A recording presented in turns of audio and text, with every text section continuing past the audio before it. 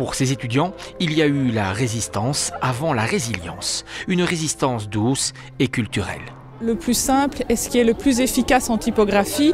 Et donc les nuages, cette rêverie, cette innocence, c'est parfois que ça en fait, les rêves. Et je pense que le mot rêve bien sûr doit être mis en avant puisque c'est le mot principal de l'aphorisme.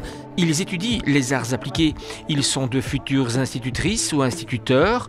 Pendant 1 an, à distance, ils se sont accrochés à ce projet pédagogique. Un projet autour des aphorismes. Un aphorisme est une pensée qui autorise et provoque d'autres pensées qui feraient un sentier vers de nouvelles perceptions. Ça fait un petit peu appel à mai 68, mais sans tout ce qu'il y avait, voilà, sans violence, juste montrer que les gens peuvent au détour d'un carrefour, au détour d'une promenade, être finalement interrogés sur une phrase, se demander ce qu'elle veut dire et aller plus loin dans le cheminement.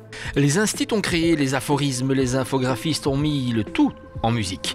15 messages ont été sélectionnés, dont celui-ci, dévoilé aujourd'hui à l'entrée de l'école communale. Les autres affichés avec fierté aux 4 coins de l'entité de Morlanway. Comme on dit toujours, on propose et les étudiants disposent. Et là, il y a quand même une 50aine d'étudiants qui sont rentrés dans le jeu.